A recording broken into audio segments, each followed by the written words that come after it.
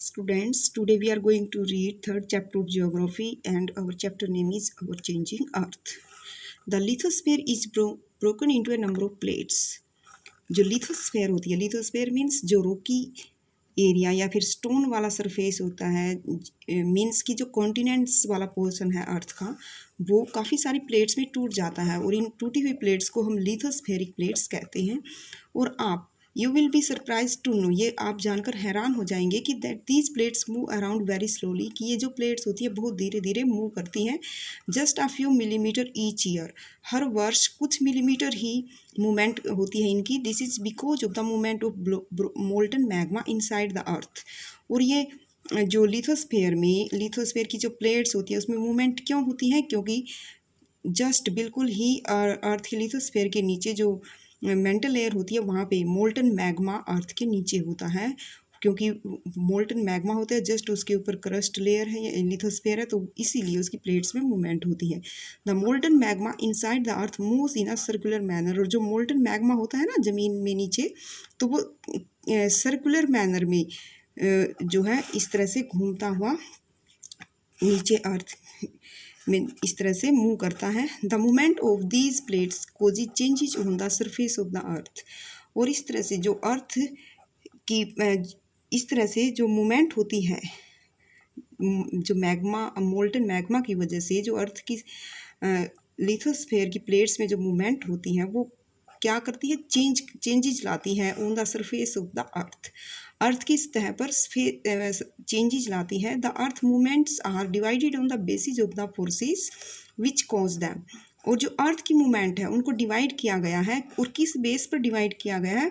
Forces which cause them, जो forces उसका कारण बनती है उसी के बेस पर इस अर्थ की मूवमेंट को डिवाइड किया गया है।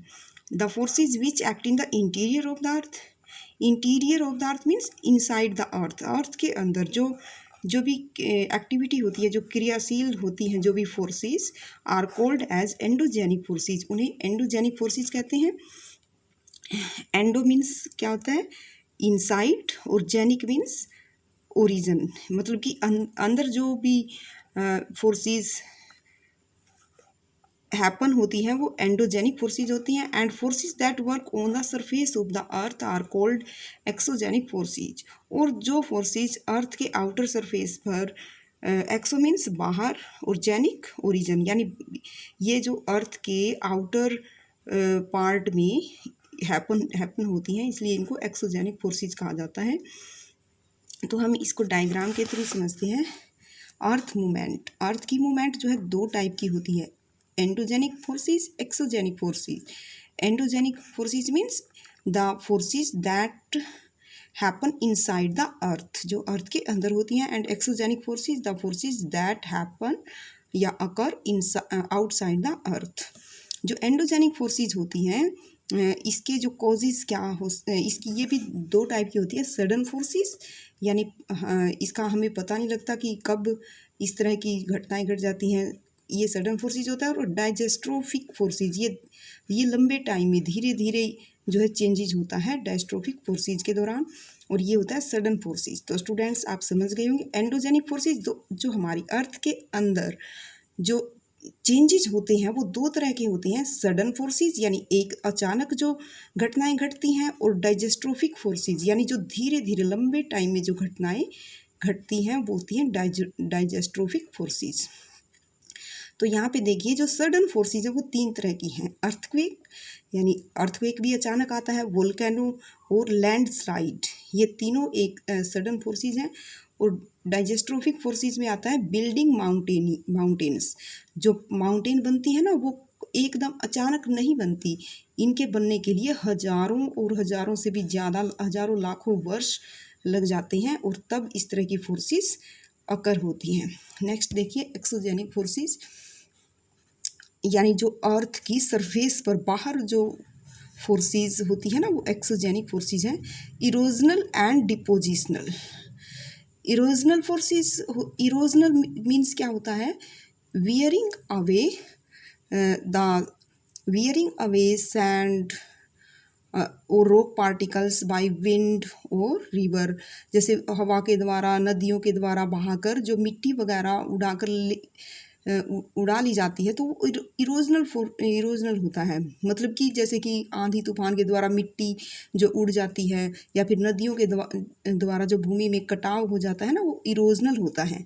और डिपोजिशनल क्या होता है, जो कि भूमि वगैरह जो कट गई है और वो नदियों द्वारा या आंधी तूफान के द्वारा उड़ा करके जहाँ पे वो डिपॉजिट हो जाती है ना, तो उसको डिपोजिशनल बोलते हैं। तो ये जो एक्सोजेनिक फोर्सेज हैं, ये 4 टाइप की होती है। एक तो रिवर्स है ना, ये भी सरफेस पे होती है। विंड, ये भी अपर सरफेस में होती है। और सी वेव्स, समुद्री जो वेव्स होती हैं। और ग्लेशियर्स। तो आप ध्यान रखेंगे जो अर्थ के ऊपर क्या क्या होता है, रिवर, विंड, सी वेव्स, ग्लेशियर। नेक्स्ट है endogenic forces sometimes produce sudden movements. जो एंडोजेनिक फोर्सेस होती है ना, यानी जो नीचे ज़मीन के नीचे जो होती हैं, वो कुछ सडन मूवमेंट्स करती हैं। And at the other times produce slow movements. और दूसरे ही एक पल तो क्या करेंगी, वो सडन मूवमेंट्स करेंगी, और दूसरे टाइम में वो क्या करती हैं, स्लो मूवमेंट, धीरे धीरे मूवमेंट। जैसे कि मैंने आपको अभी बताया था, जो बिल्डिंग माउंटेन्स, जो माउंटेन बनती है ना, उसमें स्लो मूवमेंट होती है। Sudden movements like earthquake and volcanoes cause mass destruction over the surface of the earth. और जैसे कि अर्थक्वेक और वोल्केनो की वजह से बहुत ज़्यादा अर्थ की सरफेस पर तबाही हो जाती है। A volcano is a vent means opening. जो वोल्केनो है ना, एक वेंट होता है, एक ओपनिंग होता है इन द अर्थ क्रस्ट, अर्थ की सतह पर, क्रस्ट पर होता है। Through which molten material erupt suddenly, जहाँ से जो मोल्टन मटेरियल है वो अचानक बाहर निकलता है अर्थ से। जैसे कि आप डायग्राम में देख सकते हैं, these are layers of earth. सबसे ऊपर क्रस्ट होती है, फिर मेंटल होती है। जो मेंटल लेयर है ना, इसमें एक चैम्बर होता है, एक ऐसी जगह होती है जहाँ पे मैग्मा कलेक्ट हो जाता है, इसको मैग्मा चैम्बर बोला जाता है। और हीट और प्रेशर की वजह से ये जो मैग्मा है बाहर निकलता है अर्थ से, और जिस रास्ते से ये बाहर निकलता है उसको वेंट बोला जाता है। वेंट मीन्स ओपनिंग, जहाँ से ये बाहर निकलता है। जब ये बाहर निकलता है तो ये जो मैग्मा, जो नीचे ये मैग्मा था, और ये बाहर आने पर इसको लावा कहा जाता है। ये आप देख रहे हैं, ये सब क्या है, लावा। और इसमें से लावा के साथ साथ निकलती है गैसेज एंड ऐश। और दूसरी तरफ जब ये निकल जाता है तो होलो स्पेस जो रह जाता है वेंट में, उस होलो स्पेस को क्रेटर बोला जाता है। क्रेटर मीन्स होता है खाली जगह, यानी गड्ढा भी बोल सकते हैं इसको।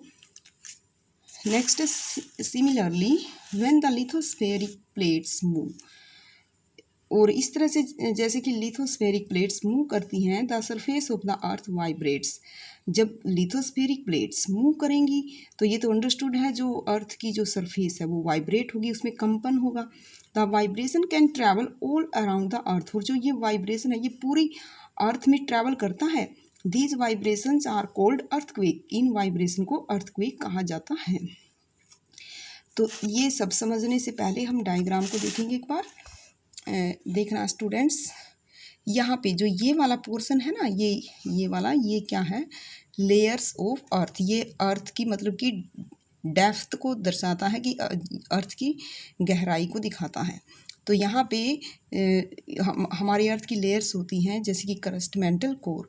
तो यहाँ पे जो क्रस्ट होती है ना, वहाँ पर होता है ये जो पॉइंट है, ये फोकस होता है, यानी जहाँ पर जो अर्थक्वेक की शुरुआत होती है, जो कि बिगनिंग पॉइंट्स होता है ना, इसको फोकस बोला जाता है। This is where the earthquake occurs. यही वो है, वह पॉइंट है जहाँ पे अर्थक्वेक की शुरुआत होती है। It is the origin of the seismic energy. Seismic means भूकंप ही होता है। ये भूकंप की एनर्जी का जो है ओरिजिन है, यानी मुख्य उद्भव का केंद्र है। यहाँ से ही भूकंप की शुरुआत होती है। और जस्ट फोकस के बिल्कुल ज़मीनी स्तर पर, सबसे सरफेस पर ऊपर, उसी पॉइंट पर सीधा ऊपर क्या होता है, एपीसेंटर। एपीसेंटर होता है सरफेस पर, लिथोस्फीयर पर ऊपर सरफेस पर, और जो फोकस होता है वो इनसाइड द अर्थ होता है। और फोकस के बिल्कुल जस्ट ऊपर होता है एपी सेंटर। और एपी सेंटर के ये जो फोकस है इसके आस पास जो वेव्स होती हैं जो कि सर्कुलर फॉर्म में मूव करती हैं, ये ऑल डायरेक्शन में रेडिएट करती हैं और इसको हम प्लेट्स बाउंड्री बोला जाता है, प्लेट्स बाउंड्री। तो इस तरह से आपने ये जो अर्थक्वेक किस तरह से होता है ये समझ लिया होगा आपको। ये बहुत इम्पोर्टेंट है स्टूडेंट्स आपको समझने के लिए कि जो फोकस कहाँ पर होता है।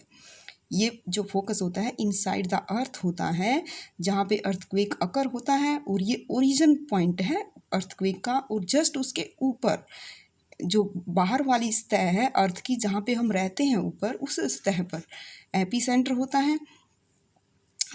तो ये आप समझ गए होंगे। अब इस देखते हैं, the place in the crust where the movement start is called the focus. यानी क्रस्ट में नीचे जहाँ पर मूवमेंट स्टार्ट होती है ना, तो उसको फोकस कहा जाता है। The place on the surface above the focus, और फोकस के ऊपर वाली जो जगह है इज कॉल्ड एपी सेंटर, उसको एपी सेंटर कहा जाता है। Vibration travel outward from the epicentre as waves. जो वाइब्रेशन होती है ना वो ट्रैवल करती है outward from the epicentre as waves, यानी तरंगों की तरह वे इस तरह आउटर मतलब कि ऐसे बाहर चली जाती रहती हैं। और ये भी बात है कि जो फोकस का जो ये पॉइंट होता है, इसके जो नज़दीक वाला एरिया होता है ना, यहाँ पे जो अर्थक्वेक का इफ़ेक्ट ज़्यादा होता है।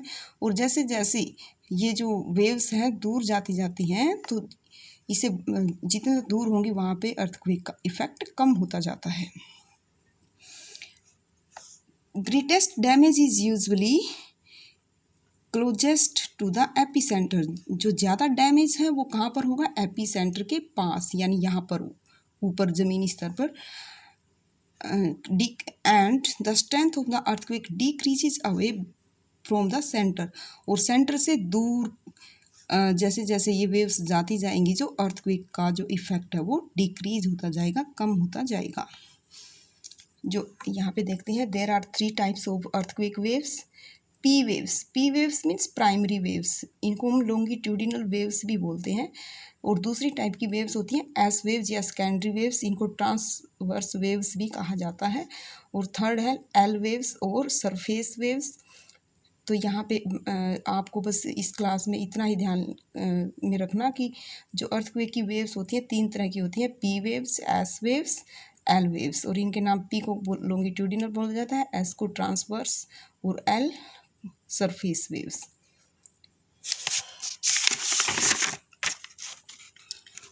Although earthquake can not be predicted, जो अर्थक्वेक है उसकी भविष्यवाणी नहीं की जा सकती, लेकिन फिर भी इसके जो प्रभाव को देखते हुए इसका जो certainly be minimised if you are prepared before hand.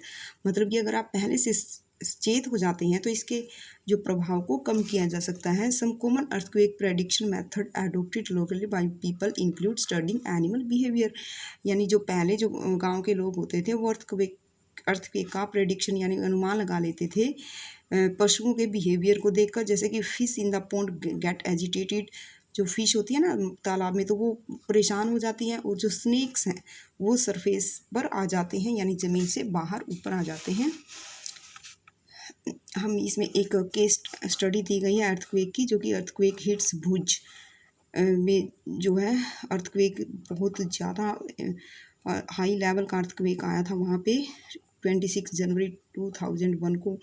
और इसका जो मैग्नीट्यूड है ना वो है 6.9 रिक्टर स्केल पर जो कि ये मापा गया था। तो यहाँ पे ये दिखाया गया कि कितना वहाँ पे नुकसान हुआ था। ये एक केस स्टडी दी गई है, आप इसको पढ़ सकते हैं। नेक्स्ट देखना, an earthquake is measured with a machine called a seismograph. जो अर्थक्वेक होता है ना वो एक मशीन से मापा जाता है जिसको सिस्मोग्राफ कहा जाता है। बहुत ही इंपॉर्टेंट है, आपको ध्यान रखना है। The magnitude of the earthquake is measured on the Richter scale. और ये रिक्टर स्केल पर क्या किया जाता है, मैग्नीट्यूड को मापा जाता है अर्थक्वेक की। यानी अर्थक्वेक जो है अर्थक्वेक कितना था। एन अर्थक्वेक ऑफ 2.0 और less can be felt only a little. अगर अर्थक्वेक का मैग्नीट्यूड जो है वो 2.0 है। तो इसका मतलब ये है कि ये थोड़ा सा महसूस किया जाता है और कोई नुकसान नहीं होता। लेकिन एन अर्थक्वेक ओवर 5.0 अगर अर्थक्वेक 5 तक है तो इससे can cause damage from things falling, इससे ना जो डैमेज की संभावना होती है। लेकिन अगर 6 से ज़्यादा मैग्नीट्यूड का अर्थक्वेक आता है तो इससे बहुत ज़्यादा मात्रा में डिस्ट्रक्शन होता है। यहाँ पे आपको ध्यान रखना है 2 पर क्या होता है, 5 पर क्या और 7 पर कितना नुकसान होता है। अर्थक्वेक प्रिपरेशन, जो अर्थक्वेक की अगर प्रेडिक्शन की जाती है तो उस मामले में हमें क्या करना चाहिए, where to take shelter during an earthquake. अगर अर्थक्वेक आ जाता है तो हमें कहाँ पर आश्रय लेना चाहिए, safe spot under a kitchen counter.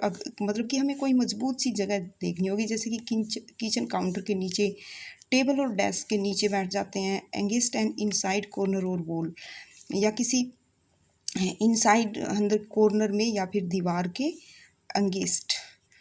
Stay away from, हमें इन चीज़ों से दूर रहना चाहिए। Fire places, areas around chimney, chimney के आसपास के क्षेत्र से। Windows that shutter including mirror, यानी शीशे वाली जो खिड़कियाँ होती हैं उनसे दूर रहना चाहिए। एंड पिक्चर फ्रेम्स से दूर रहना चाहिए।